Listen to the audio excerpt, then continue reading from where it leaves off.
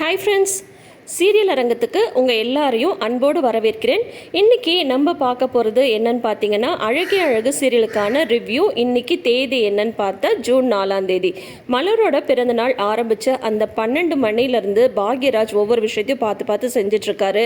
ஆனால் அவரே எதிர்பாராமல் அவர் வாங்கின கடனுக்காக பைக்கை எடுத்துகிட்டு போயிட்டாங்க. வட்டியை கட்டிட்டு பைக் எடுத்துகிட்டு போ அப்படின்னு சொல்லிட்டு எடுத்துகிட்டு போயிட்டாங்க கடன் கொடுத்தவங்க. வீட்டில் மதி பிறந்தநாள் சர்ப்ரைஸாக பர்த்டே கேக்கெல்லாம் கட் பண்ணி எல்லாம் செலிப்ரேட் பண்ணி சந்தோஷமா இருக்கிற நேரம் தங்கராஜுக்கு ரேவதி இங்கே தான் இருக்காங்கன்ற விஷயம் தெரிஞ்சு இங்கே கிளம்பி வந்துடுறாரு. ஆல்ரெடி அவங்க அப்பா அம்மா மாப்பிள்ளைகிட்ட சொல்லிட்டு வந்தியான்னு தான் கேட்டுட்டு இருக்காங்க. இப்போ ரேவதி பயந்து போயிருக்காங்க. என்கிட்ட சொல்லாமல் வந்துட்டான்னு மட்டும் சொல்லிட்டா அவ்வளோதான், பயங்கரமாக திட்டுவாங்க. அது மட்டும் இல்லாமல் மலரை கண்டாவே தங்கராஜுக்கு ஆகாது இல்லையா, அவங்க பிறந்த நாளுக்கு வந்திருக்காங்கன்னு தெரிஞ்சா அவருமே எப்படி கோவப்படுவாருன்ற பயம் ஃபுல்லாகவே ரேவதியோட முகத்தில் நல்லாவே தெரியுது. அப்போ தங்கராஜ் அங்கே எதுவுமே காட்டிக்கிறது இல்லை.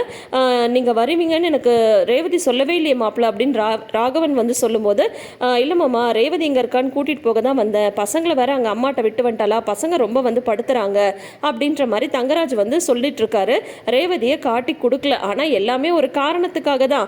என்ன மாமா பிறந்தநாள்லாம் கொண்டாடிருக்கீங்க போல இருக்கு அப்படின்னது, மாப்பிள்ளைக்கு கேக்கு கொடு அப்படின்னு சொல்லிட்டு சொல்கிறாங்க. இல்லை எனக்கு கேக்கெலாம் வேண்டாம் அப்படிங்கும் போது காஃபியாவது குடிங்கண்ணா அப்படின்ற மாதிரி மலர் சொல்கிறாங்க. வேணான்னு சொல்லிடுறாரு. ஆனால் எப்படியோ மனசு மலருக்கு பிறந்தநாள் வாழ்த்தை மட்டும் சொல்லிடுறாரு தங்கராஜ். இப்போ ஸ்ருதி பாப்பாவை கூட்டிட்டு வெளியில் வராங்க. அப்போ ஸ்ருதி கிட்ட என்ன ஸ்ருதி பண்ணிட்டு இருக்க, உன்னை பார்த்தா நீ எதுவும் செய்கிற மாதிரியே தெரியலையே, ஒரு பக்கம் வேலைக்கு போகிற மாதிரியும் தெரியல, அதே மாதிரி மேற்கொண்டு படிக்கிறேன்னு சொன்னால் அதுக்கு எதுவும் நீ ஏற்பாடு பண்ணுற மாதிரியே தெரியலையே, கவர்மெண்ட் எக்ஸாம் எழுதணும்னா அதுக்கு படிக்கணும்ல அப்படின்ற மாதிரி வரிசையாக சொல்லிட்டே இருக்காரு. உடனே ராகவனும் கூட சேர்ந்துக்கிறாங்க. நாங்களும் சொல்லிட்டே தான் இருக்கோம் மாப்பிள்ள, ஆனால் எதுவும் செய்கிற மாதிரியே தெரியல அப்படின்ற மாதிரி அவங்களும் சொல்ல, இல்லை மாமா நான் ப்ரிப்பேர் பண்ணிட்டு தான் இருக்கேன் அப்படின்னு ஸ்ருதி சொல்கிறாங்க. இந்த காலத்தில் நம்ம சொல்கிறதெல்லாம் நல்லதுக்கே சொன்னாலும் எங்கே இந்த பசங்களுக்கு புரியுது. அன்னைக்கு அப்படி தான் தோ இவங்க வீட்டில் அவங்க தங்கச்சிட்ட ஒரு வார்த்தை நான் சொல்லிட்டேன், ஆனால் உடனே எல்லாம் எகிரிட்டு சண்டைக்கு தான் வந்தாங்க.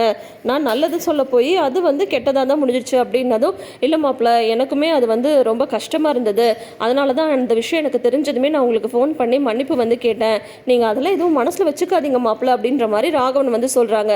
வேணும்னே மதியை இவங்க திட்டணுன்றதுக்காக தான் இந்த விஷயத்தை சொல்லியிருக்காரு தங்கராஜ். இது எல்லாமே மதிக்கு நல்லாவே புரியுது. ஆனால் இவங்க ஏதாவது இன்னைக்கு பேச போய் மலரோட நாள் ஸ்பாயில் ஆடுன்றதுக்காகவே மதி எதுவும் பேசாமல் அமைதியாக இருந்துடுறாங்க.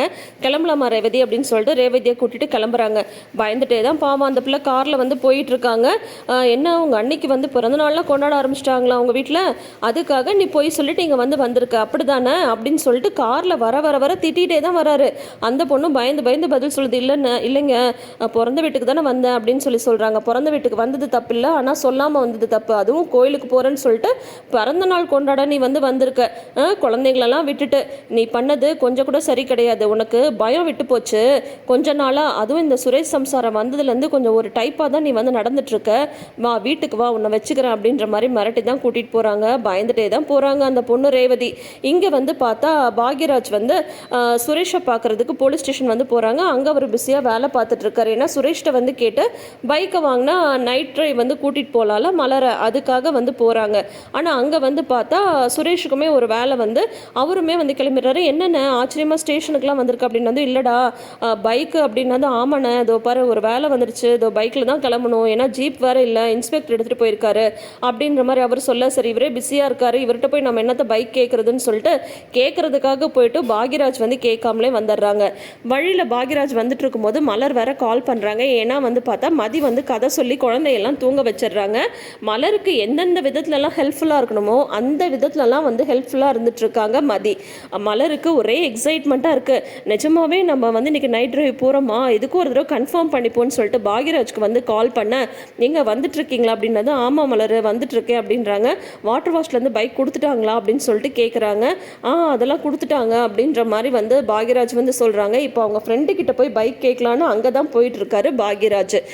வந்துட்டுருக்கேன்னு சொன்னதும் மலர் முகத்தில் அவ்வளோ ஒரு சந்தோஷம். நான் இன்றைக்கெல்லாம் நடக்கிறது கனவா நிஜமான எனக்கு தெரியல மதி, எனக்கு அவ்வளோ ஆச்சரியமாக இருக்குது. நைட்டு 12 மணிக்கு விஷ் பண்ணுறாரு, உனக்கு என்னெல்லாம் ஆசை இருக்குது சொல்லு நிறைவேற்றுறேன்னு சொல்லியிருக்காரு. எனக்கு எவ்வளவோ ஆசை இருந்திருக்கு, ஆனால் ஒன்று கூட நிறைவேறினதில்லை தெரியுமா. ஆனால் இப்போ என்னென்னா ரெடியாரு நான் வரேன்னு சொல்கிறாரு. எனக்கு ரொம்ப அப்படியே நம்புறதா இல்லையானே தெரியல, கனவு மாதிரி இருக்குது அப்படின்னது. நீங்கள் ஒன்றும் கவலைப்படாதீங்க, இனிமேல் நீங்கள் ஆசைப்படுறது எல்லாமே ஒவ்வொன்றா நடக்கும் பாருங்க அப்படின்ற மாதிரி மதியுமே மலர் மலர்கிட்ட வந்து சொல்லிட்டு இருக்காங்க. இது வரைக்கும் நல்ல விதமாக போயிட்டுருக்கு. ஸோ ஆனால் பார்த்தா நாளைக்கான ப்ரமோவில் மலர் ஆசைப்பட்ட மாதிரியே பாக்யராஜ் வந்து அவங்கள அவுட்டிங் கூட்டிகிட்டு போகிறாங்க, பீச்சுக்கு கூட்டிகிட்டு போகிறாங்க, அவங்க கேட்ட டீ ஷாப்பில் டீ வாங்கி தராங்க. இந்த மாதிரி மலரோட பிறந்தநாள் ரொம்ப சந்தோஷமாக போகுது. ஆனால் பைக்கு அவங்க ஃப்ரெண்டு தராங்களா இல்லை சுரேஷ் வந்து பைக் தராங்களான்னு சொல்லிட்டு தான் தெரியல. எவ்வளோ ஒரு சங்கடமான சூழ்நிலை இல்லையா? பார்த்து பார்த்து பிளான் பண்ணி சின்ன சின்ன ஆசையை நிறைவேற்றணும் அப்படின்னு நினச்சாலுமே அதில் எவ்வளோ தடங்கள் வந்து வருது. ஆனால் எல்லாத்துக்கும் இப்போ பக்கபலமாக மலருக்கு இப்போ மதி வந்து நிற்கிறாங்க. அதனால் வந்து எந்த ஒரு இந்த விஷயம் வந்து பைக் இல்லைன்ற விஷயம் மதிக்கு தெரிஞ்சவே அடுத்த அரேஞ்ச்மெண்ட் ஏதாவது வந்து செஞ்சு கொடுத்துருவாங்க. பார்க்கலாம். நீங்கள் என்ன நினைக்கிறீங்க? பாக்யராஜ்க்கு இந்த டைம்லி ஹெல்ப் பண்ண போகிறது பாக்யராஜோட ஃப்ரெண்டா இல்லை மதியா இல்லை சுரேஷா என்னன்றதை மறக்காமல் கெஸ் பண்ணி சொல்லுங்கள். சரி, இப்போ கோவமாக வீட்டுக்கு வந்து போகிறாங்களே தங்கராஜும் ரேவதியும். தங்கராஜ் வந்து சும்மா இருப்பாரா? ரேவதி வந்து குழந்தைங்களெல்லாம் தூங்க வச்சிடுறாங்க. தூங்க வச்சதுக்கப்புறம் கீழே வா உங்ககிட்ட பேசணும் அப்படின்னு சொல்லி கூட்டிகிட்டு போகிறாங்க. உனக்கு எவ்வளோ தைரியம் இருந்தா நீ வந்து பொய் சொல்லிட்டு உங்கள் அம்மா வீட்டுக்கு போயிருக்க அப்படின்னு சொல்லிட்டு கேட்கும்போது, எங்கே அதான் வர்ற வழியிலலாம் அதுக்காக வந்து திட்டிட்டீங்கல்ல, மறுபடியும் எங்கே திட்டுறீங்கும்போது அவங்க அம்மா வந்துடுறாங்க. ஏன்டா நேரத்துக்கு தூங்காமல் 2 பேரும் இங்கே என்ன பண்ணுறீங்கன்னு கேட்கும்போது, உன் மருமக எனக்கு என்ன பண்ணியிருக்கா தெரியுமா? பொய் சொல்லிட்டு அம்மா வீட்டுக்கு வந்து போயிருக்கா. உங்ககிட்ட கோயிலுக்கு போகிறேன்னு தானே சொல்லிட்டு போனா. ஏண்டி கோயிலுக்கு போகிற விஷயத்தில் நீ வந்து பொய் சொல்லிட்டு போகலாமா? அந்த சாமி உன்னை சும்மா விட்டுருமா? அதுக்கான தண்டனை உனக்கு வந்து வேண்டாம் அப்படின்ற மாதிரியெல்லாம் வந்து இப்போ தங்கராஜ் வந்து ரேவதியை நோகடிச்சிட்டு இருக்காங்க. அந்த பொண்ணோட நிலைமை கொஞ்சம் கஷ்டம்தான். இப்போ இந்த விஷயம் வேற தெரிஞ்சு அவங்க மாமியார் வேற வந்து சத்தம் போட ஆரம்பிச்சிட்டாங்க. வயசானவன் கூட பார்க்காம என்கிட்ட குழந்தைங்கள விட்டுட்டு அவள் வந்து அவங்க அம்மா வீட்டுக்கு போயிட்டாளா அப்படின்ற மாதிரி அவங்க ஒரு பக்கம் பேச, எங்கள் அம்மாவோட வயசை பற்றியெல்லாம் உனக்கு அக்கறையே இல்லைல்ல, அந்த 2 பசங்களை வச்சுட்டு அவங்க எவ்வளோ பாடுபட்டிருப்பாங்க அப்படின்ற மாதிரி தங்கராஜ் ஒரு பக்கம் பேச, எப்படியாவது இவங்களை சமாதானப்படுத்தணும் அப்படின்னு சொல்லிட்டு ரேவதி நினச்சிட்டு இருக்காங்க. ஸோ என்ன நடக்க போகுது? எப்படி மலரும் பாக்யராஜும் ஆசைப்பட்ட மாதிரியே நைட் ட்ரைவ் போக போகிறாங்க? அடுத்தடுத்த எபிசோட்ஸ் நல்ல இன்ட்ரெஸ்டிங்காகவே இருக்கும். யாருக்கெல்லாம் அழகிய அழகு சீரியல் பிடிச்சிருக்குன்றதை மறக்காமல் கமெண்ட் செக்ஷன் வந்து சொல்லுங்கள்.